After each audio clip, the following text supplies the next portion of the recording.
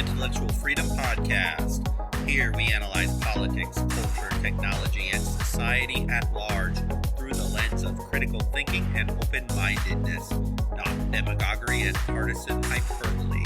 I am Dr. David Hopkins, Humanities Professor, your host and guide. So without further delay, let's get started.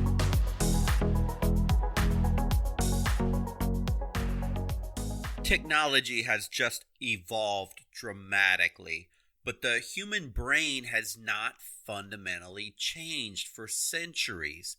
It could be argued that literally everything important that needed to be said in life was already said by the 4th century BC. Everything else is just simply regurgitation in a new form. As I bring up the topic of AI and computer algorithms embedded in smart devices, social media, search, and the likes of YouTube, I think sometimes we tend to oversimplify the problem.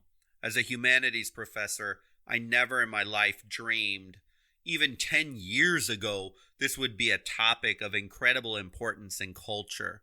As I look at it and see it, I'm really stunned by the profound impact.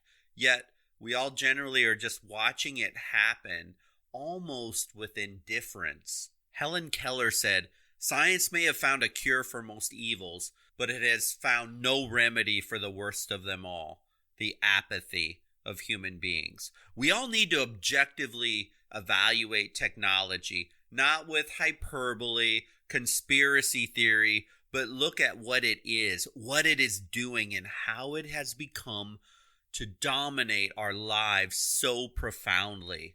Things like this don't just happen just because. Let's slow down and look at it carefully and systematically. It's that important. When I look at the power structures, I may be speaking about capitalism, communism, corruption, dictators, when dealing with the control of societies by one group or another.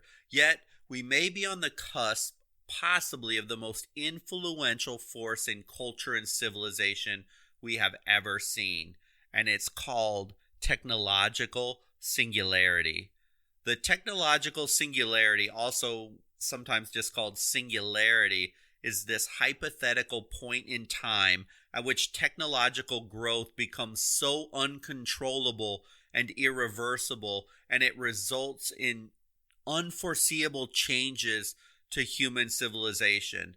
According to the most popular version of the singularity hypothesis, called intelligence explosion, an upgradable intelligent agent eventually enters this runaway type reaction of self-improvement cycles. Each new and more intelligent generation appearing more and more rapidly, causing an explosion in intelligence and resulting in a powerful superintelligence that qualitatively far surpasses all human knowledge and intelligence. In essence, what this means is machines become the most powerful force on Earth, and humans are relegated to this subservient position, and then ultimately the human, in essence, becomes irrelevant, an inconvenience, not necessary. Now, I do not believe we are anywhere near the point of uncontrollable and irreversible growth yet, but it seems we are flirting with this concept in far too many ways. We're just so connected to machines right now. I do worry about this Internet of Things pushing us into a danger category. With the convergence of all these multiple technologies, real-time analytics, AI machine learning, data tracking, algorithm analysis of your movements, commodity sensors, explosion of social media, and other embedded system, technology has far transcended our initial concepts. Think about it. You wake up in the morning, your smartphone is at your side immediately. Millions wear Fitbits or Apple Watches. Your kitchen appliances are smart. They can tell when you're running out of milk now. It surrounds you, and as you leave your house, you activate your smart home protection features. They watch for you everything that happens in your house. You get in your car and there's a GPS tracking system inside of your vehicle. Your every move, every turn, every stop. You work in full connected office environments. You order lunch through apps, and it goes on and on and on all day, every day. There is literally nothing you do that isn't under the watchful eye of technology. Technology and the human have, in essence, merged into one. AI, social media, and this intelligence of machines is altering the course of our human history like we could have never imagined. And this is why it really fascinates me from a humanistic perspective. Technology has always revolutionized life. Let's not pretend it hasn't. The printing press, the steam engine, electricity. We can just go on and on. Yet we haven't really seen anything so all-consuming to human life as this new computer technology. There is so much talk and concern in society about humans worrying that machines will take our jobs and practical replacement of things we do. And obviously we experience this every day. Self-checkout lanes have probably already displaced thousands and thousands of jobs. As just one simple example, automation has taken millions of manufacturing jobs, albeit they claim new, more advanced jobs have been created, and I'm sure there have been some. The reality is, in many jobs have already been lost, and there's going to be more and more and more in different sectors. Others really fear that dystopian science fiction movie like The Terminator, where machines become smarter and stronger than us, and their vast intellect determines it more beneficial for the planet to destroy humans rather than work with them. Yet right now, in 2020, we have a much more immediate concern with our machines, causing major damage and loss of life right now. Someday, I suppose it is possible that machines can overpower our strengths as humans. I sure hope I'm not alive to witness anything like this. But actually, the first thing machines will learn to overcome, and is already doing it, is our weaknesses, our human frailties. This is actually the low-hanging fruit of AI technology, and it is being deployed today. And this is what I want to focus on in this podcast. Not the future what-ifs, but today, right now, in practice, and clearly observable to all of us. Humans are prone to addiction, self-esteem issues, anxiety, fears, desires to belong, greed, radicalization, polarization. So actually, AI will overpower our weaknesses first. And AI will and already is using our weaknesses to manipulate us, as it is much, much easier than overcoming our strengths. In fact, it has overpowered our weaknesses. We just don't fully realize the extent just yet. Case in point, I want to bring up a tiny country. Some of you surely have heard news tidbits of this. It did make the news, really going all the way back to like 2013 to 2015. But there's this country, Myanmar, or formerly known as Burma. This country in Southeast Asia. If you don't know about this, I recommend you have a look at the atrocities that happened by a brutal, racist dictator that was in charge. And you'll be able to see how he found a very quick, expedient way to gain support to basically ethnically cleanse a Muslim minority group there. And you know how he did it? Facebook. This dictator, before he took power, there were only about 2 million Facebook accounts in the entire country. Then after he took power, he started a program to ensure that every single cell phone sold in the country had Facebook preloaded on the phone. It literally became law that any cell phone provider had to include Facebook as a pre-installed app on their phone. I'm sure Facebook was absolutely thrilled with this because of the millions of users it could just automatically see facing them right at the purchase of a new cell phone. Facebook users in that country shot up to 30 million from 2 million.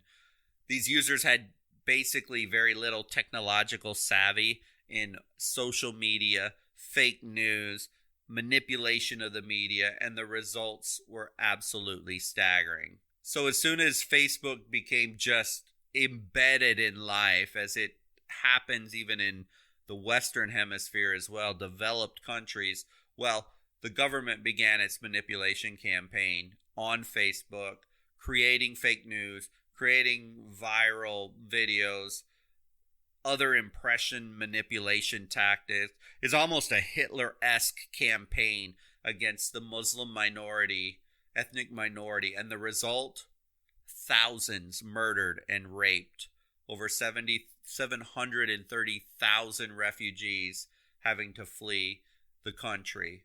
Facebook actually made it child's play when the government sanctioned and encouraged to spread these fake news stories. It quickly propagated, and it spread so fast it fueled the flames of anger and division over people that had lived in these villages for centuries. And this anger started to brew almost out of nowhere, and the people were so manipulated that literally entire villages wiped out. And right now, Myanmar is in the process of erasing the existence of these villages the minorities lived in from the actual maps of the country, as if they didn't exist. How could they do this? How is it possible? Spreading hate, racism, fake news, driving wedges between people of different ethnic and racial groups, and it worked. It worked horrifically well. Ever seen online Americans spewing hate or spreading fake news, attempting to drive wedges between each other? Yeah, we do. Of course we do. All the time. It stuns me. There's certain Facebook groups that I've joined, and they're supposed to be about debate, critical thinking, Socratic method, and I see almost as much hate spewed in these open debate societies that I see just in the plain old news forums. It's actually incredibly scary. So it's time the blinders come off completely about your activity online. The tech giants and these huge social media titans, they are not your friend. In fact, they have studied you intensely. They have studied you and have so much data about you. It probably is not wrong to say they know more about you than you even realize about you.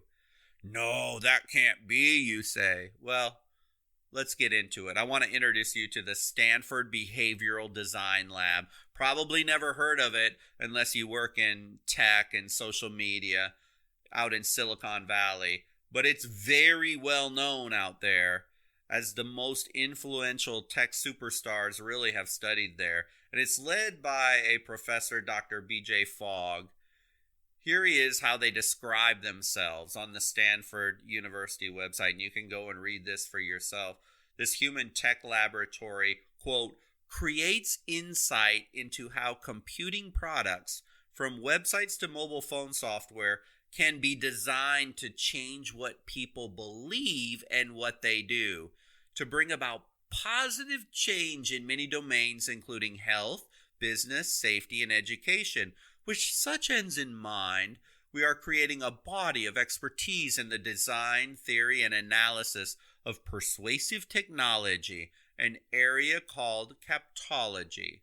Oh, it sounds so nice and academic, and what a wonderful benefit to society. Oh, this is so great. You know, I almost laughed out loud when they said bring about positive change in many domains. Oh my goodness. I guess if we can call depression and suicide of preteen girls up triple digits since social media, and internet addiction spiraling out of control, and anger off the charts, and division and divide, I guess if that's positive change, then yes. Otherwise, not so much. You need to get this. You need to make sure everyone around you gets this. They know where you live. They know where you go. They know where you like to eat. They know what news you like to read. They know your political leanings. They know your family, where your family live. They know the sports teams you like or whether you hate sports. They know what you don't like, who you don't like, who you may be quarreling with. They know the type of music you listen to, when you listen to it, where you listen to it. They know where you go on vacation, where you work. They know the type of food you buy, the type of furniture you like, the type of home you live in, the car you drive, the car you would like to drive, the clothes you have, the type of clothes you would like to have. They know when you're happy, worried, studying, what you're curious about, your health, what you're checking about your health. They know where you went to college and where you might want to go to college, all the way down to your fingernail polish and where you bought it, to where you eat lunch on a given day. You and me are lab rats in an experiment of all the digital media titans. They want to know you psychologically more than even you probably want to think about yourself. But the question is, why do they care so much? And also, what is the big deal? I want to return to the kindergarten reason tech tends to give us why they want our data. They say it would make life easier for us, to make life more convenient for us, for giving us what we want when we need it so we don't have to go out and look for it for ourselves. Oh, those are such dangerous words. Making life easy and convenient for us. Sure, when they are spoken by a government or tech giant, this type of help is playing with fire, as really this isn't what big tech is about at all. What they really want to do is not to help make things more convenient, but what they really want to do is control and manipulate your behavior, like they did in Myanmar. The dictator moved literally an entire nation to believe these ethnic minorities needed to be exterminated or removed because they were evil, bad, and destroying the country. Manipulation tactics demonized these people, and they were murdered and raped, removed from their homes, removed from their country. Hundreds of thousands of them. Yeah, this is maybe one of the scariest potentials of tech. Tech even states this goal of manipulating and changing behaviors is the highest aim of the industry. And one of the most prestigious tech centers in America, training these future tech leaders, it's a field very few really know about, but I mentioned it. It's called captology. You need to know this term, as it is manipulating your life right now through social media and search that you use every single day. So let's define this term so you know what it is. Captology is the study of computers as persuasive technologies. This area of inquiry explores the overlapping space between persuasion in general, influence, motivation, behavior change, etc., and computing technology.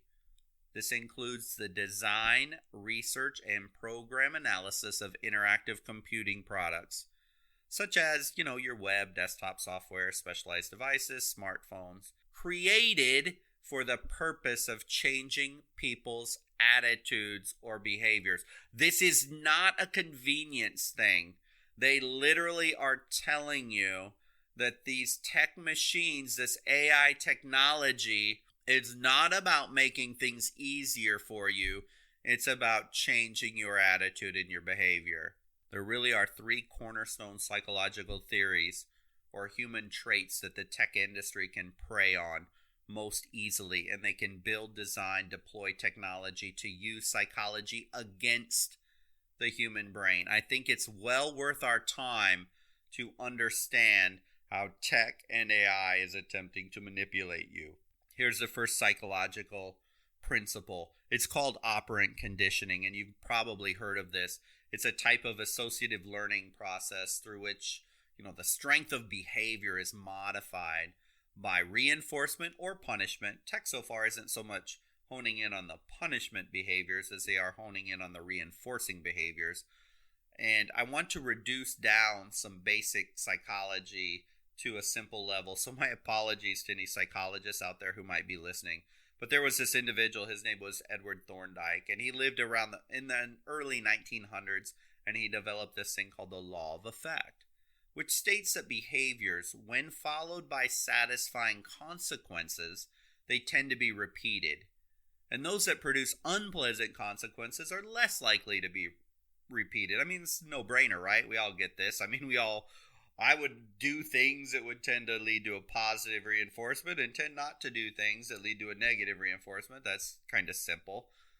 Anyone who has even had to train a dog to go to sit, you give them a treat, and over time they're going to learn the process and they're going to do it. So it's a basic idea. We take it a little bit further with a psychologist by the name of B.F. Skinner, and he took Thorndike's theory to another level, and he created what was known as the Skinner box, and he wanted to prove this theory in actual practice. And basically he took pigeons and rats, isolated them, exposed them to careful controlled stimuli, and the arrangement allowed these subjects to make one or two simple repeatable responses, and the rate of each response became Skinner's primary behavioral measure. And it was incredibly successful. It proved that idea of Thorndike almost conclusively, that animals, including humans, when they experience a pleasurable outcome, they will almost incessantly, eventually obsessively, seek out those positive serotonin hits if they're left unchecked. And thus, human behavior can be manipulated or trained, normalized on causes of intentional behavior. And for the tech engineers, this question becomes, how can they embed this psychological theory into online products? So if you're an engineer, a tech engineer, and you're charged with keeping users engaged on an app or a program or a website, one of the best ways is positive intermittent reinforcement. You are conditioned by intentional design technique to always carry your phone everywhere. How often do you go somewhere for any length of time without it? If you're like almost everyone, your answer is probably almost never. Not only do you carry it, you are conditioned to always check your phone. There's always these wonderful little innovations they come up with. Photo tagging makes you want to see it, check it. This got people tagging each other's photos all day long and keeps them doing it and checking it all day long. Like Skinner's box, the rat pushing the lever for the reward. We comment on the comment about the comment. Each time a little ding or a vibration in your pocket from your phone that you have something new. You better check your phone. You got an update. You got a notification. You got a friend request. They are not. The tech giants are not making things easy for you. They are literally manipulating your behavior. Those apps, the games, the websites, they are calling you back to them all day long. They are in essence controlling you.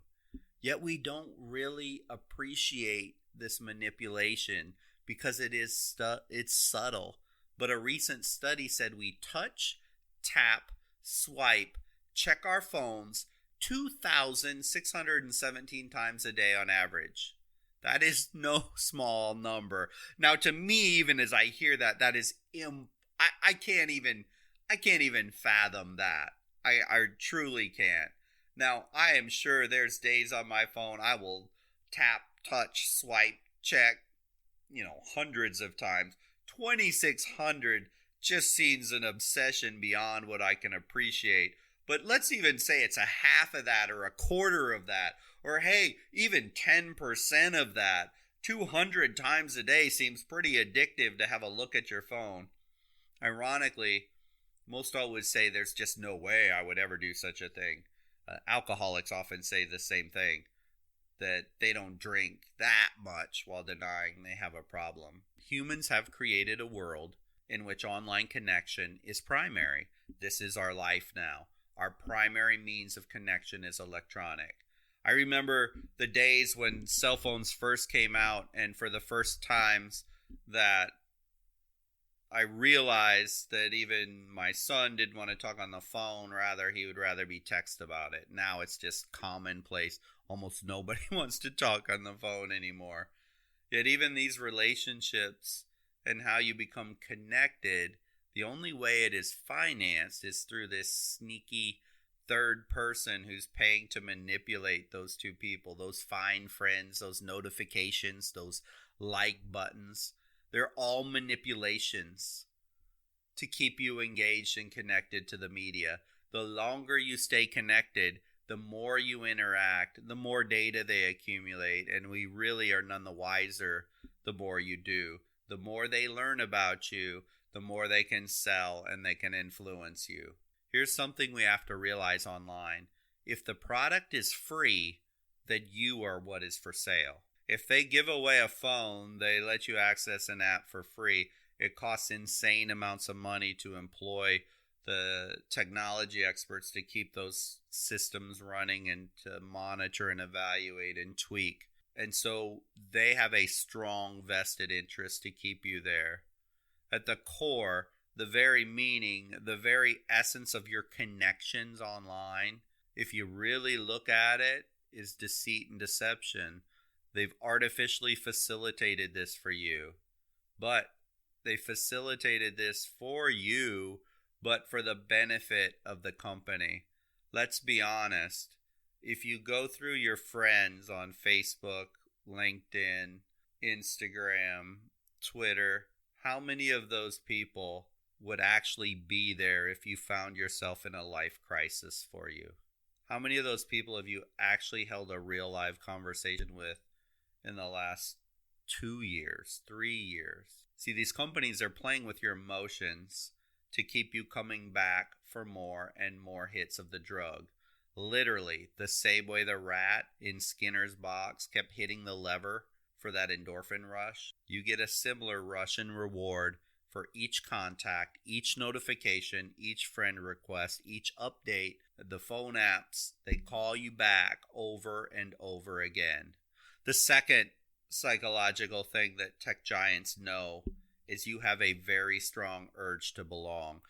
See, across individual societies, any era, humans consistently seek inclusion in groups over exclusion, membership over isolation, and acceptance over a rejection. Humans have a need to belong. This isn't superfluous. This isn't just some random thing that you might like. Humans need to belong. You could even call it an unending drive to form and maintain at least a minimal quantity of these lasting, positive, impactful relationships. And most of us satisfy this need by joining groups. Surveys consistently show 86% of Americans live with somebody else. Might be family member, might be spouse, might be partner, might be roommate. The majority, ranging from 50 to 80% of Americans, report regularly doing things in groups, such as attending a sporting event, visiting one another, sharing a meal, or going out as a group to see a movie. Groups not only satisfy that need to belong, they also provide information, assistance, social support. Leon Festinger had a theory of social comparison. He was from the mid-1950s, and he suggested that in many cases people join with others to evaluate the accuracy of their personal beliefs and attitudes.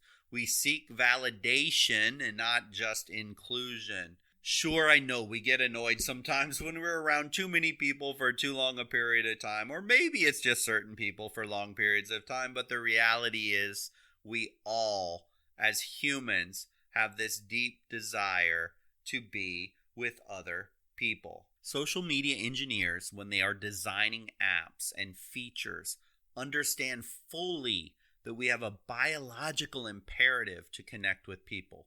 Even when we connect with friends that are not even really friends or close friends, or heck, maybe they're not even friends at all, but you got a friend request. It's like, oh, this person knew such and such who knew this person, and so thus, wow, here's a friend request for you. Every time, there's just this tiny little dopamine rush. You have a friend request. We rush to see it. Unless it really is some enemy from the past, we almost certainly accept the invitation. Social media truly optimizes that need, that desire, that passion for connection between people. I mean, really, this is the calling card and marketing spin for Facebook and others. Social media for many, sadly, with this desire to connect, it becomes a crutch. It's a pill.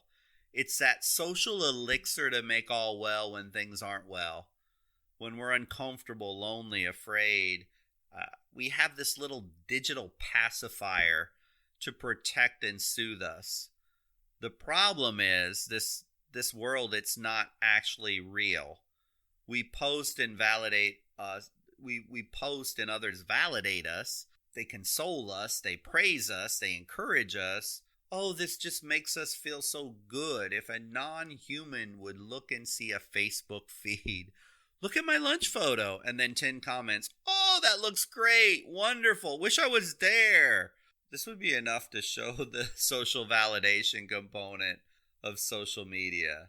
So in general, when we look at social media giants, they have engagement goals, keeping you glued to your community as long as possible every day. They have a growth goal, making that community as large as possible, using you to suck in more people into the group. And then with a very large community that it's incredibly active, then the third goal comes into play, making lots of money in advertising. All of this hinges on how active and large the community is. So it must modify your behavior so that you, in essence, will become salespeople for the community to spread the community to make it bigger.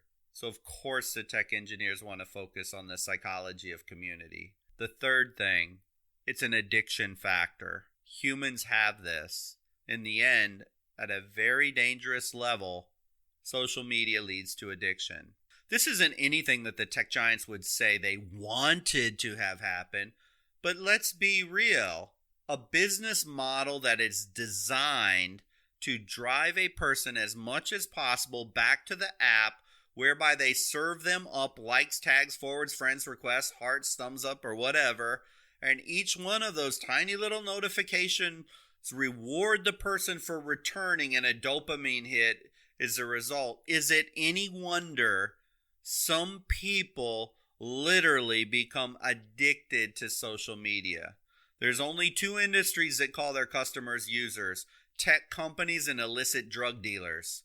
So let's talk about the addiction. It really is a brain disorder characterized by compulsive engagement in rewarding stimuli despite adverse consequences, despite the involvement of a number of psychosocial factors or even biological processes. Addiction is induced by repeated exposure to an addictive stimulus. This is the core pathology that drives the development and maintenance of an addiction.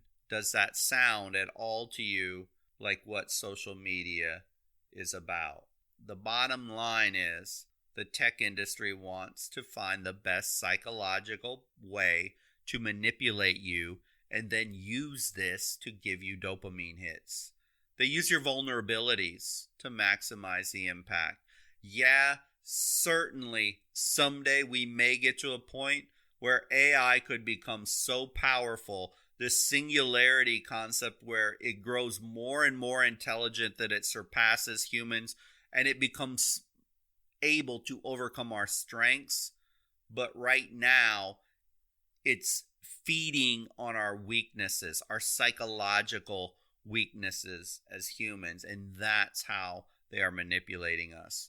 You know, we are curating our lives around this fake world, this sense of perfection of our online selves, because it generates rewards in the short term signals in our brain, just like an addiction to a substance.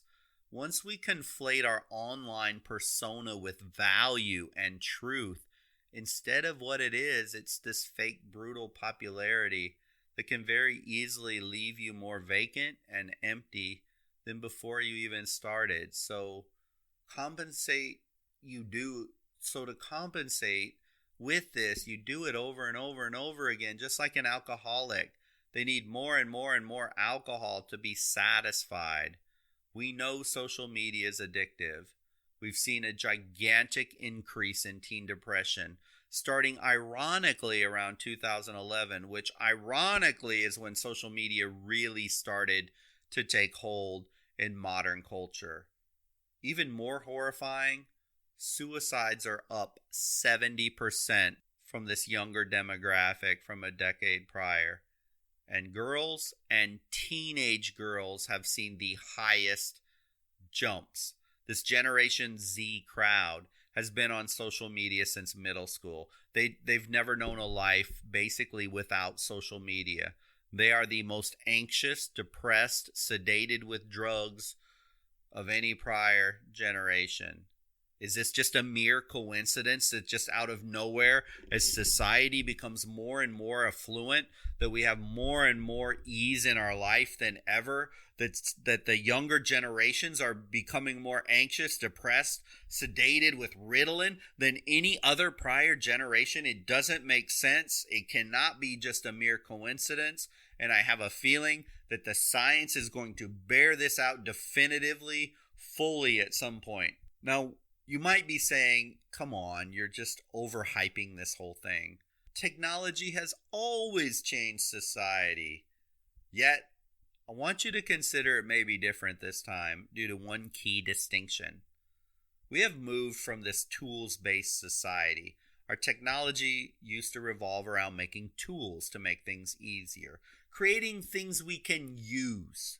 Nobody got upset when we created a washing machine or a car or a hammer or the invention of the wheel.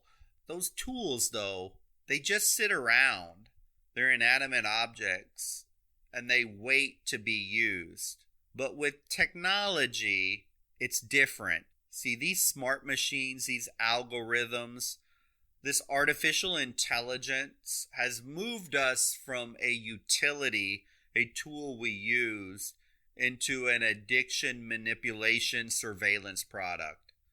See, this tool called technology, social media, internet, this Internet of Things, it's actually demanding of you. It wants something from you. And what does it want? Your time. All of it. Or at least as much as it can squeeze from your life. See, the money is made not on the thing, the phone, the Google web browser, the YouTube site. The money is made from tracking, monitoring, understanding you so that it can sell a product, an advertisement. And if it can manipulate you to take more of your time away from you, that's how it is most successful. A hammer never called to you that it needed you to pick it up and use it, but your cell phone does, your smartphone does. That's the key distinction. It's a big difference between a utility. A washing machine doesn't want anything from you. Your smartphone does want something from you, your time. So if there is one final fact that should close the case on how dangerous these products are, in 2018, a Business Insider published an online article, and the title of it is, and you can Google it and you can read it, Silicon Valley Parents Are Raising Their Kids Tech-Free, and it should be a red flag, end quote. There's your title. Basically, the gist of this article is this: social media and over cell phone usage destroys the brain, and these tech giants know it. These tech giants manipulates the mind. And so as they create products for everyone to use, they don't let their own children use these products. Most of them, if you read the article, want to push off their kids' cell phone usage and online usage until they're seniors or until they reach into the high school age limit. So this is big. Even one of the individuals cited in this particular article was a chief AI engineer at this machine learning startup called One Smart Lab, and he said this quote: "You can't put your face in a device and expect to develop a long-term attention span," end quote. That's powerful. These tech giants are selling you a product that they won't even let their own children use. That should be a major wake-up call to you and how you approach technology yourself and with your children. I know so much of this stuff is out there on the internet, but I think it's so vitally important to keep reinforcing what we are using and how we are using social media and technology in general. I know I've heard that social media, it's a force for good, and it's no doubt It's done amazing things. People have gotten heart transplants. People in dire need have found a rallying support group. People who had been disconnected for years found their ways back together. So, I'm not going to deny the fact that there's value in social media. However, we need to be very cognizant and we need to be very careful how we use this technology, because the reality is these tech companies, they're playing for keeps, and we cannot zombie walk through how we use and view technology. The power to acquire data and, more importantly, manipulate data to learn about us, to shape our views and change our behavior is a type of power that we have never seen in the history of civilization at this level. I've studied history and the humanities for over 20 years, and the potential for corruption and abuse is staggering with this technology. Just as we saw in Myanmar, imagine this technology in the wrong hands on a global scale. So let's all just use social media, but also not pretend that this thing is all good and doesn't have a potential to harm us. Just as if you own a firearm, it can serve as a tool of protection, but if one is not careful and diligent, it can lead to death and destruction. I want to thank you for listening to the podcast and investing your time today. Technology doesn't have to lead us to the destruction of the human race as we know it, but we have to control it and use it like all technology, properly, ethically, humanely. If not, this technology has destructive power like we have never seen before. So let's take control of it. Remember, each Monday and Wednesday I release new episodes, and if you click the like and follow, you will be alerted when new episodes publish. Until the next podcast,